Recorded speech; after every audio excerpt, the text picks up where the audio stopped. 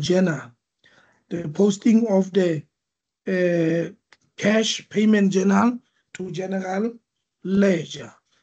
So before we start today, I just want us to go through the accounting cycle that we have, or that we know that we have done in term 2. So you recall that we start with the transaction, and then the transaction we move to the source document. I believe this source document that we have done in term 1. And then the source document, you do draft the journals. Journals is CPJ and CRJ, cash receipt journal and cash payment journal. So in term 2, you did the cash receipt journal.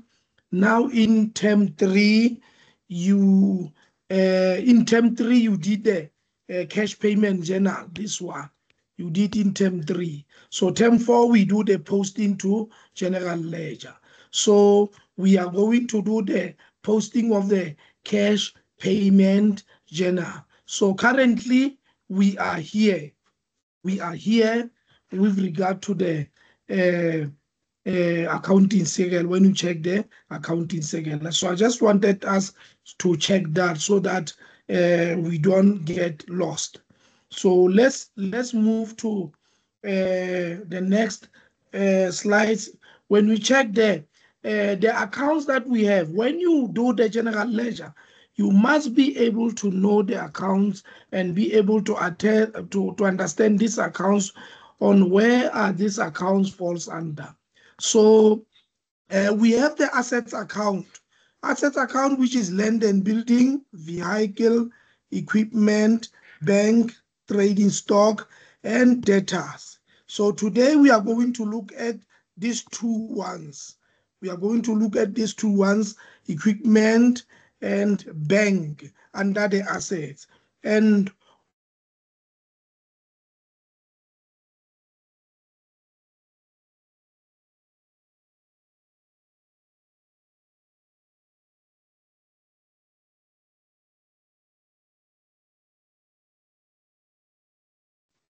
income says. Now, under the expense,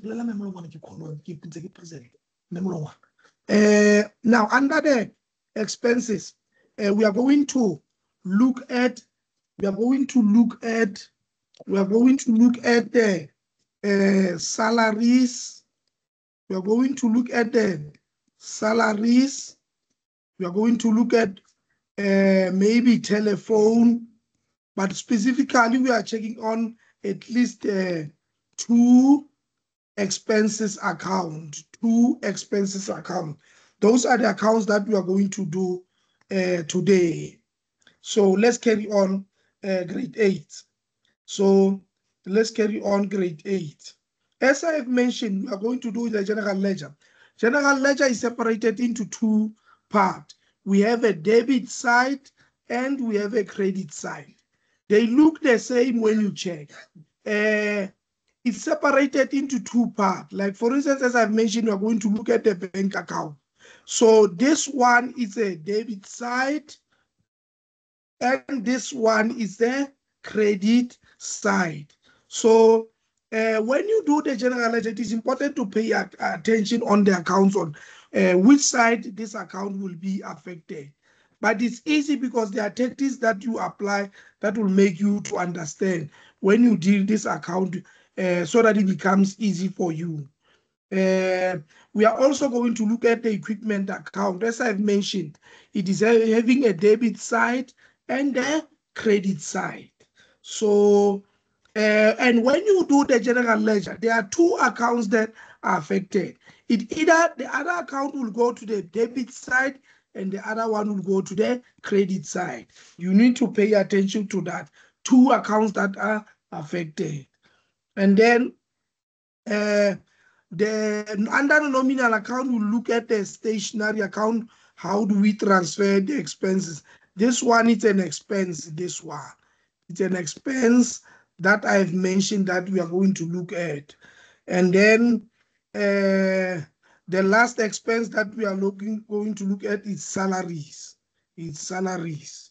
Now, in order for you to do the general ledger, you need to get the information from the journals. So the information that we going to get from the journal is a cash payment journal, because we are going to transfer the information from this journal to general ledger. So we need this cash payment journal. All these amounts that we are going to use these amounts in order for us to do the general ledger. We're going to deal with also these totals, also this information. We are going to take it to do the general ledger. Now, let's start with the first account. The first account that we are going to do is bank. Now, as I've mentioned, there are two accounts that are affected when you do the general ledger. Those two accounts, it can either be the debit side or the credit side. Now, when you do the bank account, it's very important to pay attention that bank is an asset. Bank is an asset. It increases on the debit side, it decreases on the credit side. So cash payment, when we pay, the bank is doing what? Is decreasing, because we are paying. The money in the bank is going down. The money in the bank. So it's decreasing. So that is why we say this bank account, the total amount that we have paid during the month, the total amount that we have paid during the month will go to the credit side as 40,500 because we're dealing with the total, the bank account. So it means that that total that we have taken to the credit side is the one that has been paid during the month. So at the end of the month, we add all those amount, then the total, we put it on the credit side. Just remember that a bank is an asset. You recall when you do the accounting equation. So general ledger is just a summary of the accounting equation. Let's move to the next account. Before we can move, that you write on the details the total payment. While we write the total payment, we indicate where does this amount coming from. We just indicate that where does this amount coming from. And then what is important, again, learners, we have to understand or remember is that there can either be a balance. This amount that should be put under the balance, it can either be on the debit side or the credit side.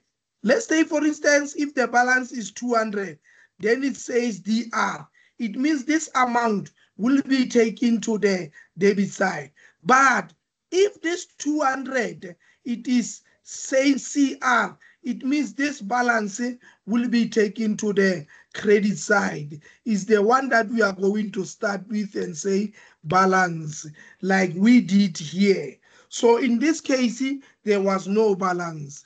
I just wanted to remind you on that one, or to indicate to you so that you understand more. When you come across a balance, then you are able to answer it. Now, let's move to the next account, which is equipment. So as I've mentioned, there are two accounts that are affected when you do the general ledger. Equipment is an asset. It increases on the debit side, it decreases on the credit side. So when you buy an equipment in the business, when you buy this equipment, that equipment is coming into the business. So when that equipment is coming into the business, it increases our equipment. That is why you see this amount is on the debit side. So it increases our equipment, because equipment is an asset. It increases on the debit side and it decreases on the credit side. So that is why you see that. But the equipment we indicated there is from cash payment journal.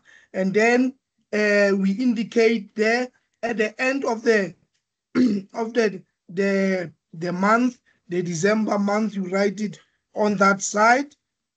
And then the bank is coming from that one, which is a bank account. The money is coming from the bank. It's just an indication. And the amount, as I've indicated, this is the amount. Now, let's move to the next account. We have a stationery. Now, stationery is an expense. Stationery is an expense. Just remember that. Expenses increases on the debit side and decreases on the credit side. So every time when we pay our stationaries, because expenses, they always increases our owner's equity. They always decreases our owner's equity. Let me indicate correctly here. It says it should be negative on this side and it should be positive on this side. So my mistake on this one, it should be negative and positive. So always expenses will always be on the debit side, and they always increase owner's equity. Expenses. That is why you see the amount, it is on the debit side. They always decrease owner's equity. They always increase owner's equity. And then let's move to the next account, which is salaries. As I've mentioned, salaries is also an expense. Salaries is also an expense. Expense always decrease on the debit side. Always decrease on the debit side, and the expenses increases what? Owner's equity. It decreases owner's equity always. That is why you see salaries here, and that salary, it is on the debit side. This amount is on the debit side. It is because of salary is an expense, and expenses are always recorded on the debit side. Just remember that. If you come across an account, if that account is an expense, will always that account recorded on the debit side. We always put an indication on the journal that we do, that it's a December 1, the month there. And then that is the end of my presentation, learners. Up until we meet again, thank you very much.